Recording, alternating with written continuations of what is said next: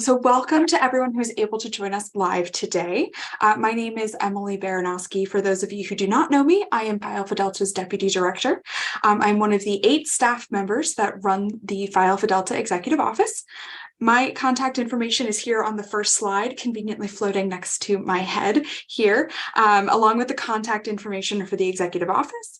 As you can see, we are located in Maryland, in Towson, a suburb of Baltimore, and our full-time staff is available to assist any PAD members Monday through Friday, 9 a.m. to 5 p.m. Eastern Time. Some quick notes before we go ahead and get started today. The primary goal for having the session is to be able to record it and have it available after the fact. So as you can see, this session is being recorded now and will be posted on the Phi Alpha Delta YouTube channel and on the Phi Alpha Delta Law Officer Resources page within the next 2 to 3 weeks. I am also happy to share the slides from today with anyone who would like them. My presentation portion of today is actually only about 20-25 minutes. And then anyone who does want to stay on after that and have any questions, have any kind of discussion, that is what that time will be used for. I'd really honestly rather hear all of y'all's specific questions and comments rather than just you guys hearing me talk for an hour. If we finish early, fine, but please know I am happy to stay on and chat with anyone who has questions.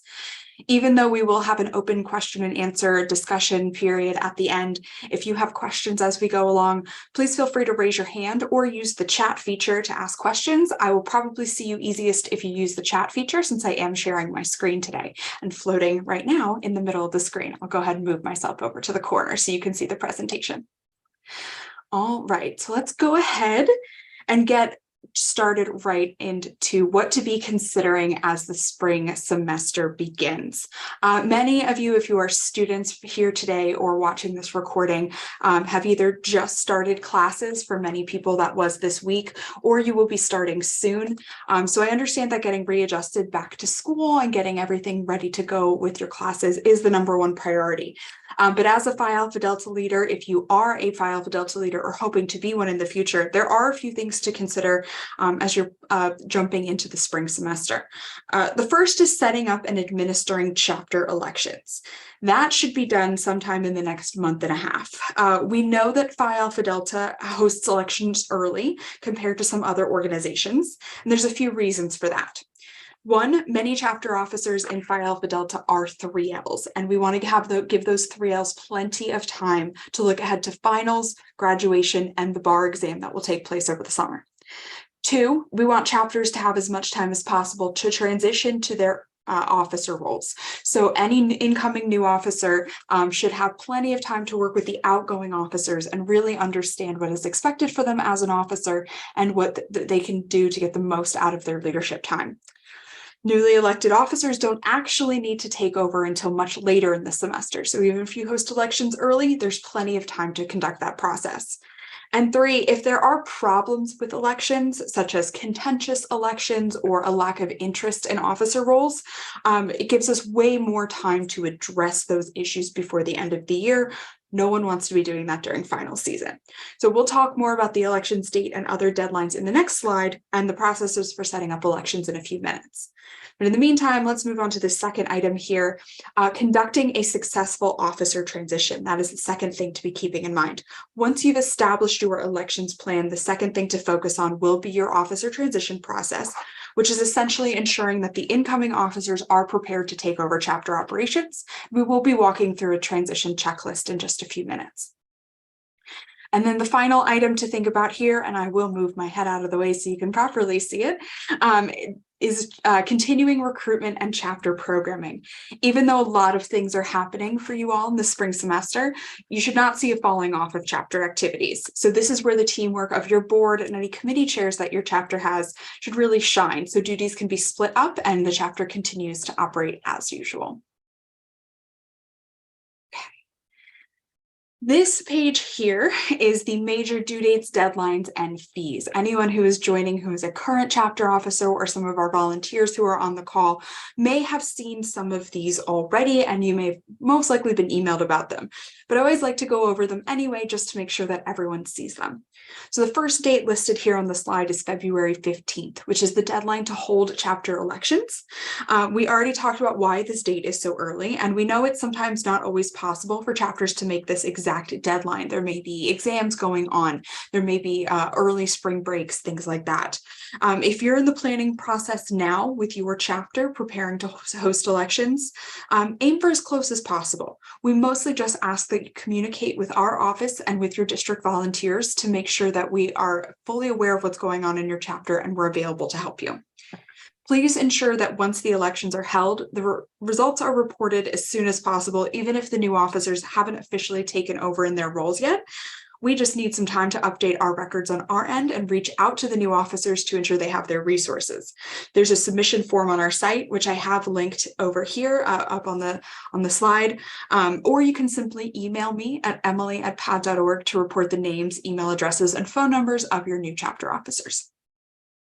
The next deadline here on the slide is April 15th, which is the deadline to complete the officer transition process. Again, like I said, that can take place. It's a 2-month period in which the incoming officers can take over for the outgoing officers.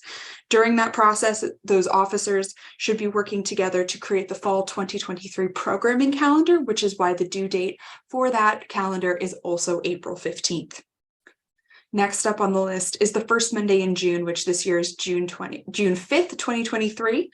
That is when award applications are due. Award applications are a great idea for your chapter because it allows you to get national recognition, and some chapters even use the application forms themselves as a way to keep track of chapter activities and programs throughout the year. And finally, a pretty far off date, but an important one, especially if you are considering running for office this upcoming cycle. November 8th in the fall is Phi Alpha Delta Founders Day, and it is also the date that spring calendars are due to the executive office. On to fees. Again, many of you probably know this, but it's always important that we make sure we set the baseline of information. The new law student members initiation fee is $90. It is a one-time fee for lifetime membership. So it's not just membership in law school. It does continue onto alumni membership after you graduate. If a new member is coming from a pre-law chapter, an undergraduate chapter, their fee is reduced to $70. So that is a great discount for them. And again, it is a one-time fee.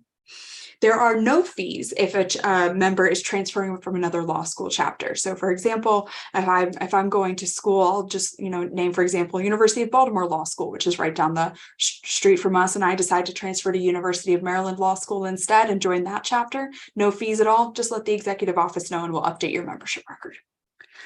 One of the biggest questions that we get asked is if we waive fees, and we don't, because Phi Alpha Delta is a nonprofit and those international initiation fees are necessary for us to operate.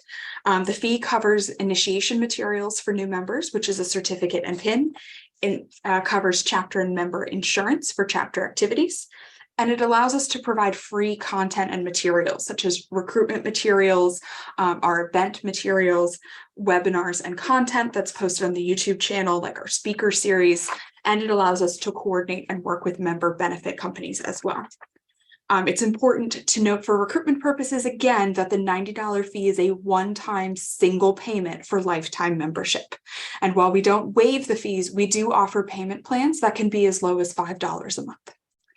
As I mentioned before, all of these dates are available on the PAD website at the link that is linked here, this www.pad.org/law officer resources, which also has resources like the new officer resource guide and chapter operations guide that I'm going to reference throughout the rest of this presentation. Okay. Moving on to one of the main reasons that most of you are probably here today, which is talking about planning for elections and transitions, which is the big topic for the spring. If you've never set up a chapter election before, I'm going to start by going over the basic process for elections, keeping in mind that there are a lot of ways to do this. We don't have a specific set of steps that you must follow, but these here are the critical elements that should be included.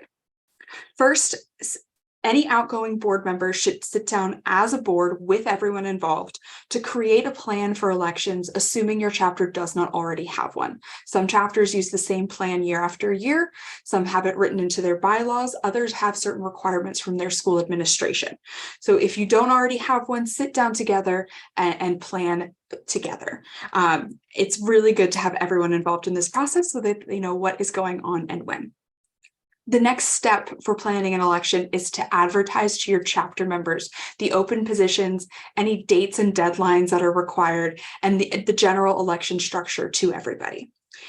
You can find the position descriptions for each role in either the chapter operations handbook that I mentioned before or the new officer resource guide. Again, that is also on the law officer resources page. It's really important that every chapter member really understand what they have the opportunity to run for. And I suggest that when you're advertising your elections, that you make sure to be clear that anyone who is a PAD member in good standing, regardless of their year, may run for any position unless your school has a rule stating otherwise. And if that is the case, just let us know.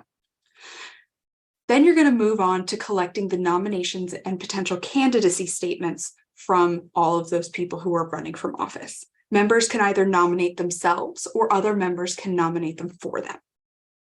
When you're collecting these nominations, consider if you do want to collect candidacy statements, there we go, and or any other kind of questionnaires that might explain to the membership why someone is running for office, what their platform is, what they hope to accomplish in their role. I don't suggest making this mandatory, but it is always great to have the option for members to submit something, even if you plan to have in-person candidate speeches. Once you have a full slate of candidates, you'll want to publish the slate and any of the candidate platforms that you have to the chapter. Give them plenty of time to review the information, along with publicizing when elections will be held, in what format they will be held, whether it's virtual or in person or a combination of both, and when the chapter members will have the option to hear or read candidates' platforms. Again, like I said, I think it's a great idea to have these published as far in advance as possible. It encourages participation. It encourages that chapter members know what they're actually voting for, and it gives candidates a fair playing field when it comes to being able to reach the membership.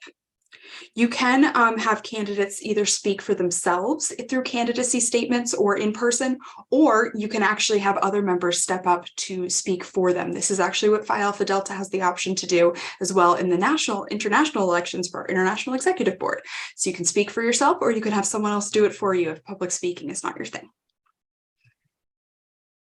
Here comes the critical part after you've published all of the candidate information and their platforms, is actually conducting the voting process. If you're doing this in person, this can be a hand raise vote, can be a paper ballot, or it can be a verbal vote. If it's virtual, it's a good idea to set up a voting period for your online form. I would suggest at least 48 to 72 hours to give everyone an ample amount of time to properly vote. Once the voting period is completed, again, whether that be in person or virtually, you'll want to report the results to your membership, to your school, to the executive office, and to any volunteers who assist your chapter. This may be faculty advisors, alumni advisors, or your district justice. Let's chat quickly before we note on that last item, the transitioning officers, because that has a whole other section that we'll talk about. Let's talk about the difference between virtual and in-person elections, because lately everything we do has the option to either do virtual or in person. Both are permitted, and it's really up to you as a board or as a chapter to decide what's going to work best for you. Consider what is easiest for you to set up. If you're in an area where there may be a new COVID variant coming out, consider what is safest, and consider what is most accessible to your membership, meaning what is going to enable the most people to vote effectively with the most information possible. One of the benefits of in-person voting is that you can have people present their candidacy statements live. They have the chance to directly interact with the members who are going to cast their votes. It's usually a faster process because you can have it all done in one day. However, it can be a possible limit on participation, because if someone cannot attend the meeting and the vote that day, they won't be able to vote. So that is an unfortunate part of in-person, but maybe that is still the best method for your chapter if everyone is invested in attending during the set date and time. On the flip side, you could do a virtual election. This is an online vote. You publish all of your statements online. Maybe it's available in a Google Drive or something similar. And usually when you do it that way, it's more streamlined. It can have the opportunity for more participation if members don't feel like they need to physically show up to a certain event or meeting, particularly if they have a busy class schedule, if they're working outside of law school, or if they have personal commitments. However, the downside of virtual elections is that it usually takes longer because since you don't have everyone together in one space, you need to verify that everyone has actually had time to read the information and vote properly. And there's less of a chance for candidates to directly interact with your members, which can sometimes be an issue if you're already struggling with engagement in your chapter. If you do choose to conduct a virtual election, I'll be honest, I love a good Google form. It's free, it's easy to set up, and you're able to export the results very easily in a spreadsheet that can be saved for chapter records. However, you may also want to consider doing it through a school platform or something like Twen, if that's something your school still uses. It is also an option, as we're talking about virtual versus in-person, to set up a hybrid option. This could, for example, be something where you host an in-person candidate forum where candidates can speak, answer questions from the membership, things like that. But then you also host the voting electronically at a later date. So anyone who's unable to attend that session is still able to vote at a different time. Let's wrap up this slide then by talking over some common election issues that we see and how to address them. One of the most common things that I get a question about is participation from chapter members, which is not having people actually show up to vote. One of the ways to address this if you are doing in-person elections is to consider a switch to virtual elections, which will allow people to vote electronically. If you can't get everyone together in a room, that might be the way to go. We consider quorum 20% of your chapter's membership in good standing. That's based off Robert's Rules of Order. And if you can't get 20%, contact me because we do have some procedures for how to assist there. But we hope that you can at least get 20% of your chapter to cast the vote, which would allow the results to be validated and for everyone to move on and properly transition the new board. I always say not to expect 100% participation in any chapter, event, or program, and that does include elections, unfortunately. It's not a realistic expectation in this day and age, but it's really good and common to see 75 to 80% of participation in a chapter election. That's a really solid number to be aiming for. Another issue that we might see is contentious elections. And while we always hope that doesn't happen, we know that occasionally elections can get nasty. If you feel like this is going to be an issue in your chapter, we suggest that you invite a faculty advisor, or if you don't have an advisor, simply a faculty member that you know and trust, or a PAD volunteer to help oversee things. This could include an executive office staff member, it could include your district justice or another advisor, or it could even include another member of your school's administration. Another issue that may come up is a lack of candidates for office. And that just simply means that while you've advertised the positions that your chapter has available, people are not stepping up to run for them. And that is the most common issue we've seen in the last few years, as we all still continue to deal with the fallout of the pandemic and the lack of engagement and the consistent burnout that so many of us are still feeling. What I always suggest, if this is the case, is to fill what positions you can right from the get-go. Say that's only a few key positions like the justice position, the clerk, the treasurer. Start with what you can and then work on filling those other positions as you finish the semester or even enter the summer. If you are a full board of graduating 3Ls, you want to make sure there's at least one person who has volunteered to take over, even on an interim basis, who can receive materials for the chapter, who can continue to keep the chapter active with the school's records, things like that. Even just one person can help maintain what is needed until full leadership can be developed. If you really can't get anyone to step up at all, consider the approach of how you're advertising the open positions to your membership. Don't just send a mass email and expect someone to respond and step up. Consider doing outreach to people individually. Take a look at who's attended your events and programs over the last few months, who's really engaged, who has shown up to chapter meetings, things like that, and directly reach out to them to say, hey, I've noticed you've been really engaged. Would you consider running for a position? Here's what's involved. If no current members at all want to step up to run for office, maybe consider taking some time at the beginning of the semester to recruit new members who may be interested in stepping up for chapter leadership role.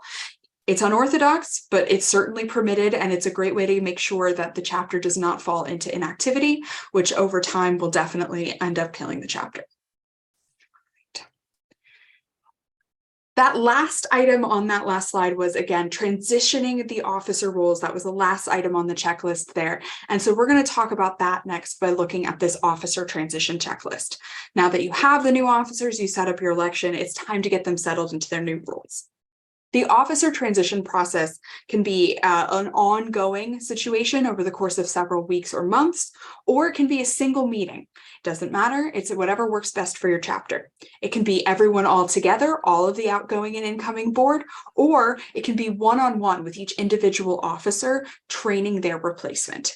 It doesn't have to be right away. Again, elections can take place in February, and it's not required that you complete this process until April. That might be a great idea if you have a lot to transition as a board, maybe a shadowing system so that for example, the incoming clerk watches what the outgoing clerk does for about a month and is able to take over the process from there. It's entirely up to you how you structure it. The important thing is just that you do it. This checklist here is in the new officer resource guide that is emailed out to all new officers when they take over so that they know what to expect as they're getting into their new roles. That new officer resource guide is already available online now, and I will share some links to that and some other resources in the chat as we get to the end of the presentation today.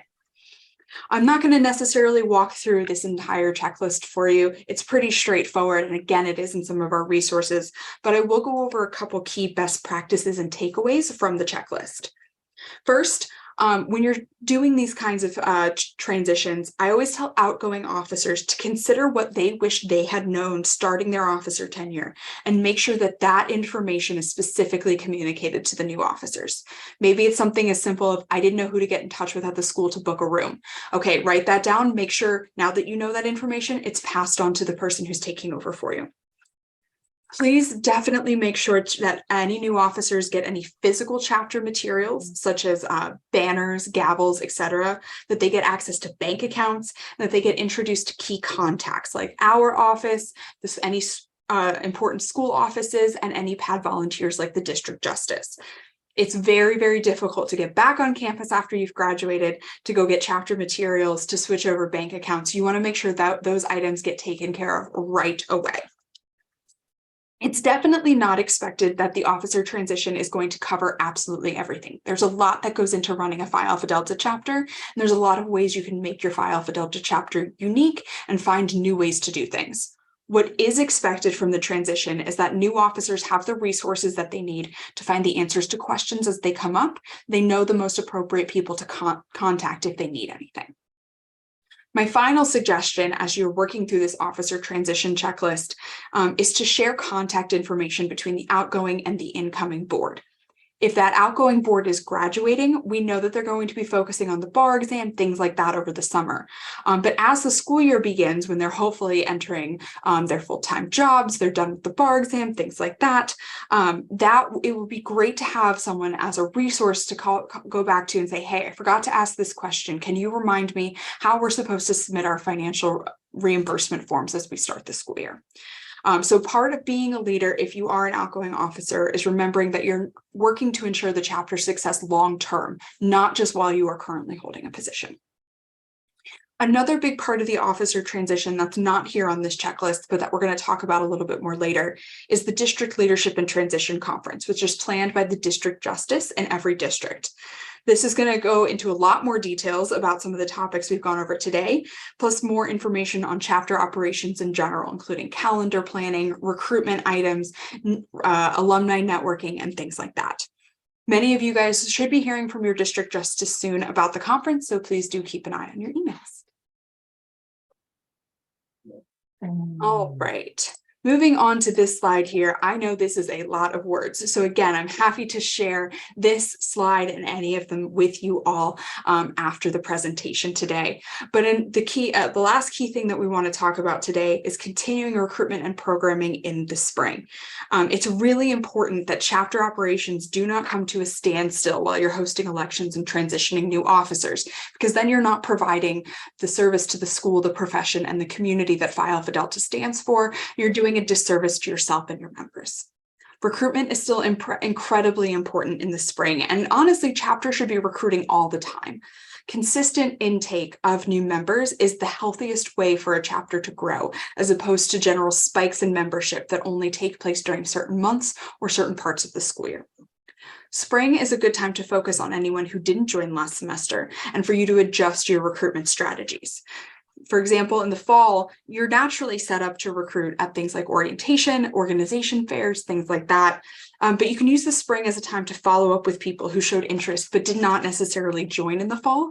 And then consider anyone like non-1L students, part-time students, people who may not have attended orientation or the organization fairs because they weren't able to attend at the time. Make sure that all of your members are engaged in the recruitment process. It really should not be just the responsibility of officers to be recruiting new members. Everyone should be involved and be considering recruiting at all times. As for spring programming, that should have ideally been set in the fall when spring programming calendars were due. And now you can just focus on administering those events as the spring semester begins. However, if you did not set up your spring calendar already, make sure that is a priority right as the semester begins. Planning as you go is tough enough as it is, but especially during the spring with so many things going on.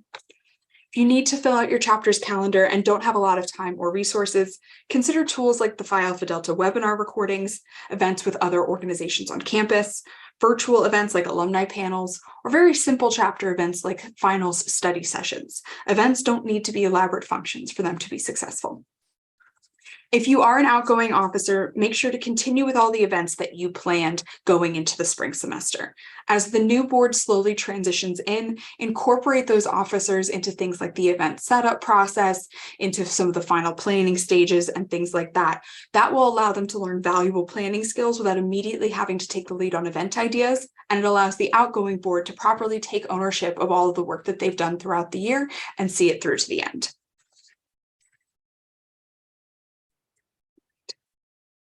As I wrap up the speaking portion of my presentation here, let's go ahead and touch on a few items that you guys will want to be looking to as you come after elections. The first item, and I did mention this before, is ensuring that your chapter is represented at the District Leadership and Transition Conference. Like I said before, these are planned by the district justices, and they are in those planning processes now. So if you've not already heard from your district justice, you should expect to hear from them soon. All incoming officers do need to attend the DLTC, as we call it, but ideally outgoing officers should attend as well to pass on information to these incoming officers and just generally share their thoughts with everyone else coming in, and also to meet key alumni contacts that are going to be important as you graduate and as you move into the workforce.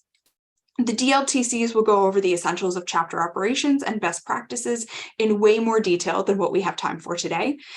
They are usually hosted in person or virtually, depending on the district, generally run for about a few hours. Please trust me that they are worth your time. It is easy for us to track to see which chapters attended their DLTCs, which ones did not, and which ones are more successful year after year.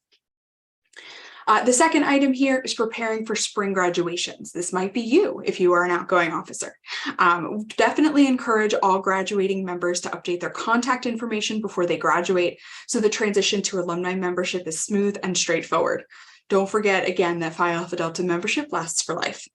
Spring grads will start hearing from us toward the second half of the semester with information about graduation merchandise, joining an alumni chapter, and more. So that is something that will be coming up very soon. Finally, I would be remiss if I did not mention a convention, even though it is not a convention year. Conventions are held in even years, so the next one is in 2024. It is still each board's responsibility to make sure that the members know about convention and are fundraising for convention delegate travel funds. It will make everyone's lives much easier to be planning on a constant cycle rather than waiting until 2024 to start planning for fundraising and requesting funds from your school. That actually does go ahead and conclude my presentation. And so I will go ahead and open things up for questions and discussions. I do have a few pre-submitted questions that we can go through in addition to what you guys have today. And I will leave this slide with my contact information up for just a minute as we go into this section. Again, feel free to use the chat or just unmute yourself if you'd like to go ahead and ask a question.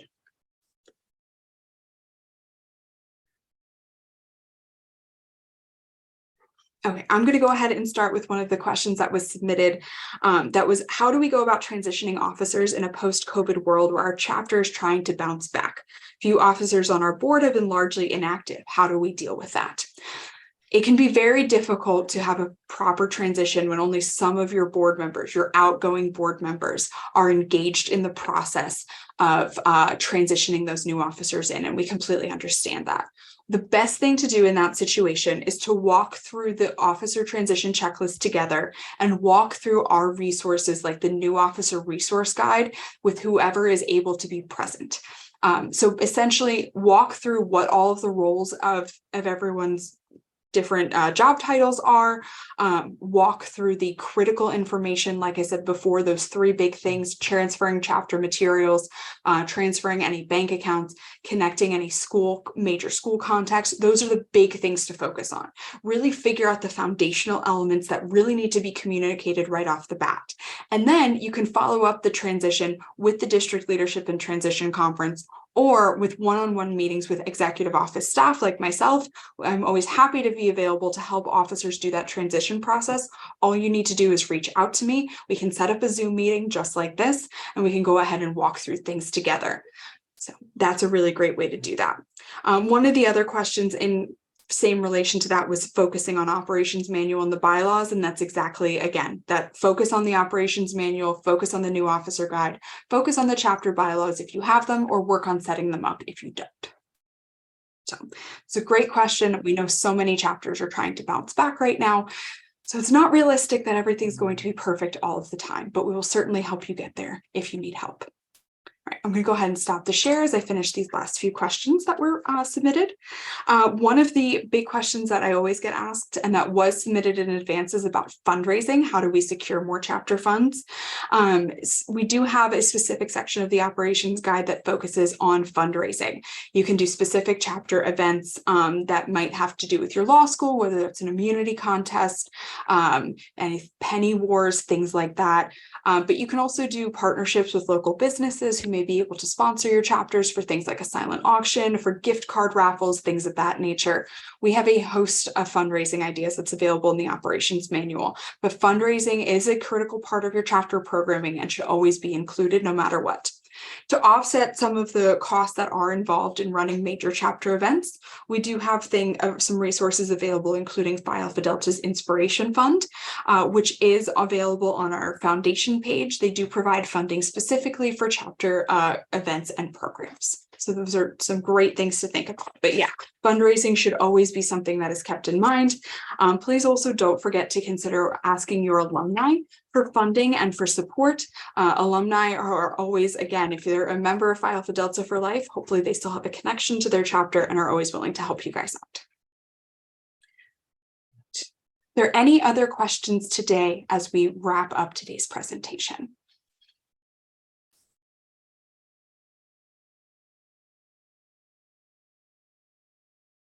Okay. All right, well, seeing none, then I'm going to go ahead and stop the recording. We will get this processed as soon as possible, so it will be available as a resource for anyone who's planning their elections coming up in the next few weeks.